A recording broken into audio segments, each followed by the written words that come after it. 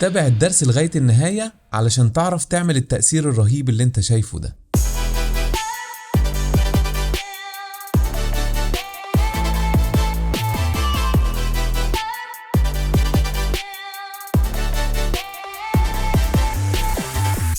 اهلا بيكم يا شباب، معاكم بيتر شكري، والنهارده انا جاي اتكلم معاكم على فكرة الافكت الخطير اللي احنا شفناه في المقدمة بتاعة الدرس بتاعنا النهارده. بس عايز اقول لكم انه قبل ما تبتدوا معايا في الدرس، اللي لسه ما اشتركش في القناة بفكره ينزل دلوقتي يشترك في القناة ويفعل زرار الجرس عشان يوصل لكم كل الفيديوهات الجديدة. وعايزكم تتابعوا الدرس ده لغاية النهاية لانه في حاجات مهمة جدا هتتقال في اثناء الدرس. بس قبل ما اتكلم معاكم كمان، انا سايب لكم اللينك بتاع البلجن اللي انا بستخدمه دلوقتي، هو اسمه صابر. فسايب لكم اللينك في صندوق الوصف او في الديسكريبشن، والناس اللي بتسال على صندوق الوصف هو اللي بيبقى تحت الفيديو اللي مكتوب فيه وصف الفيديو بتاع الدرس اللي احنا بنشرحه. وكمان مش بس كده، عايز اقول لكم على حاجه. في ناس كتير جدا دخلت واتكلمت معايا بيقول لي الترجمه اللي بتكون في الدرس مش بنقدر نتابع الدرس بسببها.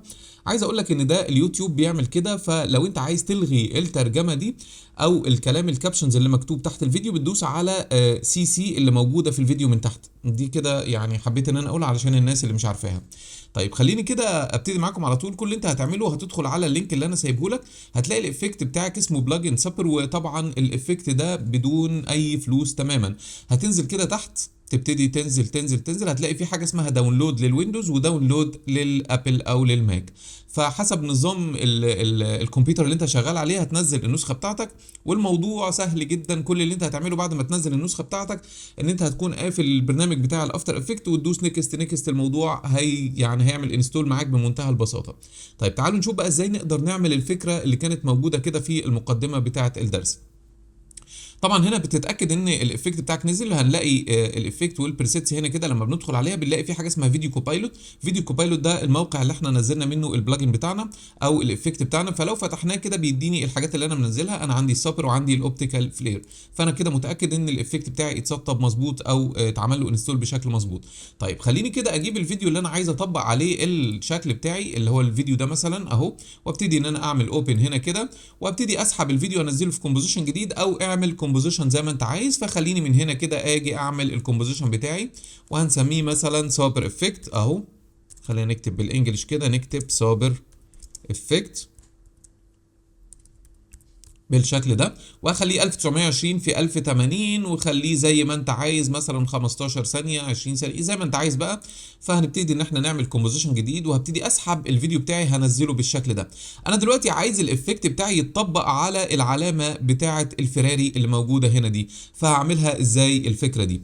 كل اللي انت هتعمله دلوقتي، بس خلينا نيجي هنا كده يعني ناخد لغايه اخر الفيديو كده وندوس حرف الان كده علشان ننهي الورك اريا بتاعتنا. بعد كده ندوس كليك يمين ونقول له تريم كوم تو ورك اريا، او زي ما قلت لك هتسحب الفيديو وتنزله على كومبوزيشن جديد عشان ياخد نفس الابعاد بنفس المده الزمنيه بنفس كل حاجه. طيب انا دلوقتي يعني ده الفيديو بتاعي اللي انا عايز اطبق عليه الفكره، وهنا الفيديو زي ما احنا شايفين كده متحرك، شايفين؟ طيب كل الفكره دلوقتي ان الصبر ده ما بيتطبقش على شيب. دي معلومه مهمه جدا، ما بيتطبقش على شيب، لكن بيتطبق على الماسك وبيتطبق على التكست. يعني لو انت كاتب كتابه تكست تقدر تطبق عليها الافكت ده، او لو عندك ماسك تقدر تطبق عليه الافكت بتاع الصابر ده. طيب انا دلوقتي عايز ارسم هنا كده خط يكون بيمشي عليه الصابر ده او الاناره اللي احنا شفناها او الضوء اللي احنا شفناه.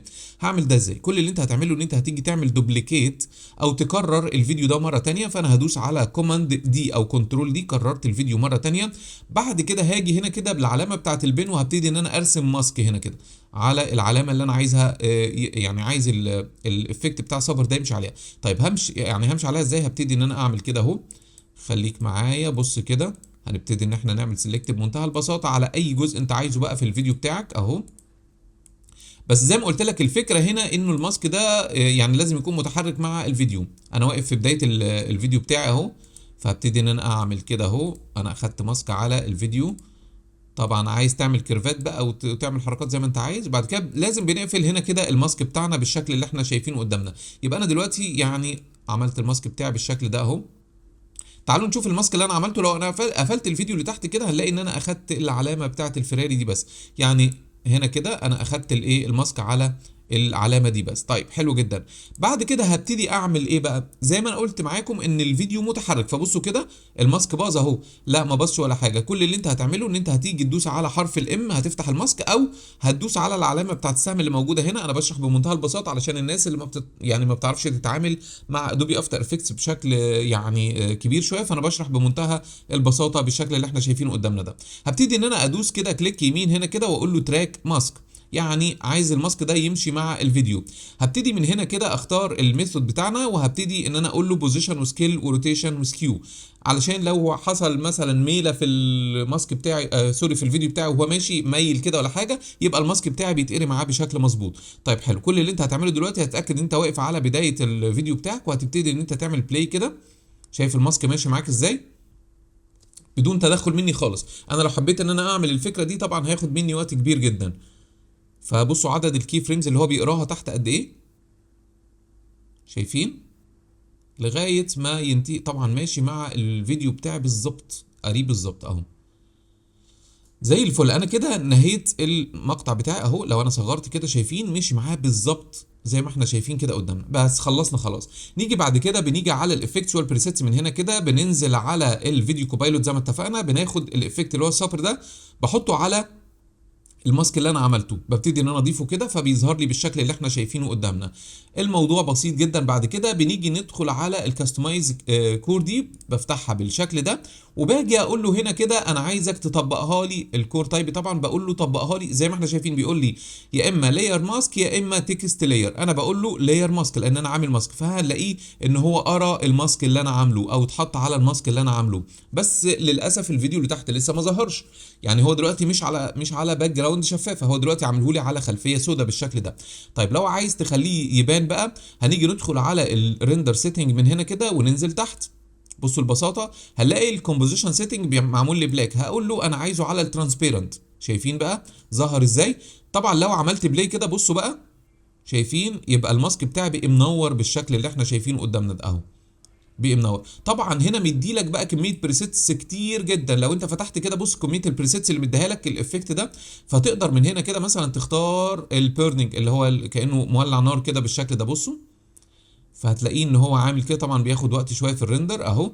طب انا عايز بقى النار دي تمشي كده تقرا العلامه بتاعه الفراري دي، هعملها ازاي؟ بصوا بقى لما اجي يعني هو دلوقتي رندر اهو، بصوا خلصنا خلاص. طيب لو انا بقى عايزه يمشي، سهل جدا الموضوع. بنزل تحت كده، بنشوف هنبتدي ان احنا نعمل ايه.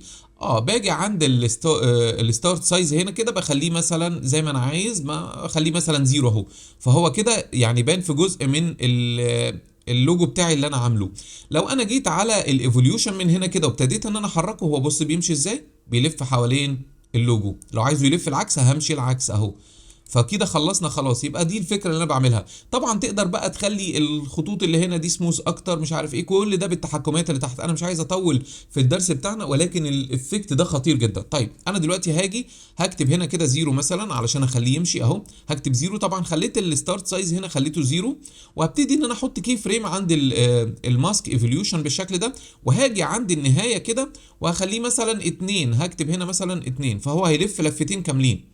وهاجي اعمل كده. طبعا هاجي رندر من هنا كده ونشوف. بصوا كده لما اجي اعمل بلاي، شايفين ابتدى يلف حوالين اللوجو ازاي؟ طبعا لو كتبت -2 هيلف العكس. وتقدر تتحكم في يعني النار دي تبقى كبيره صغيره، حجمها يبقى شكله ايه. بصوا بيرندر اهو، وتعالوا نشوف ايه اللي هيحصل. الموضوع سهل جدا وبسيط، وخلصنا بمنتهى البساطه والسهوله. طبعا تقدر تطبقه بقى على تكست، تقدر تطبقه على اي لوجو عندك، والموضوع بيطلع حلو جدا. بصوا كده، شايف؟ يعني حاجة رهيبة جدا. طب لو حبيت ان انا اكبر شوية الحجم بتاعت النار دي مثلا، فباجي هنا كده على الجلو دي او الجرو، وابتدي ان انا اعمل كده اهو، فبتكبر او اصغرها. طبعا اللمعان بتاعها او الاناره بتاعتها تقدر تتحكم في كل حاجه زي ما انت عايز. اللون عايز تغير اللون زي ما انت عايز بقى. تيجي هنا كده كمان تغير الشكل زي ما انت عايز. عايز الشكل ده، عايز مثلا في حاجه اسمها نيون اللي هو كانه منور كده باضاءه نيون، يعني زي ما انت عايز بقى تحكم فيه زي ما انت عايز. شايفين كده؟ فانا اللي كنت عامله في المقدمه هو البيرنينج ده اهو. تعالوا نكبر كده شويه. خلصنا خلاص، ودي النتيجه النهائيه بتاعتنا. طبعا بعد ما ترندر هتلاقيه بيفضل يلف لغايه ما يوصل لنهايه الفيديو بتاعك. طبعا حاجة بسيطة وسهلة جدا، ولكن بتطلع الفيديوهات بتاعتك بشكل احترافي وشيك جدا. بتمنى الدرس ده يكون عجبكم يا شباب. لو عجبكم الدرس يا ريت ندوس لايك على الدرس او الفيديو ده ونشيره في وسائل التواصل الاجتماعي علشان الكل يستفيد. وكمان اللي لسه ما اشتركش في القناة ينزل دلوقتي يشترك في القناة ويفعل زر الجرس عشان يوصل لكم كل الفيديوهات الجديدة.